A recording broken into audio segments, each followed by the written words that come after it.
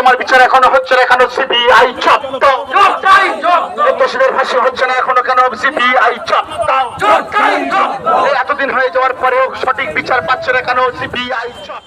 কুলতলি বিধানসভার বিধায়ক গণেশচন্দ্র মণ্ডলের উপস্থিতিতে কুলতলির কাঠখালি থেকে জামতলা বাজার পর্যন্ত 5 কিলোমিটারের পথযাত্রা তৃণমূল কংগ্রেসের।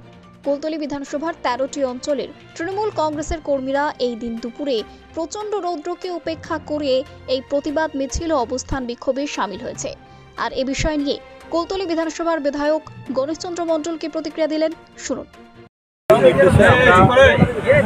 আমাদের পূর্ব ঘোষিত কর্মসূচি অনুযায়ী আজকের আমাদের কুলতলি বিধানসভা তৃণমূল কংগ্রেসের ডাকে আমরা এই আরজিকরের যারা দোষী তাদের অবিলম্বে ফাঁসি দিতে হবে এবং এই আরজিকর নিয়ে যেভাবে সারা দেশ জুড়ে মিথ্যাচার করে ফেসবুক থেকে শুরু করে ভারতীয় জনতা পার্টির নেতৃত্বে যেভাবে নবান্ন অভিযান থেকে শুরু করে সরকারি প্রপার্টি ধ্বংস করছে তারই প্রতিবাদে আজকে আমাদের কুলতলি বিধানসভা জুড়ে আজকের আমাদের সর্বস্তরের নেতৃত্বরা তৃণমূল কংগ্রেসের কর্মী সমর্থকরা সাধারণ গণতন্ত্রপ্রিয় মানুষ আজকের পথে।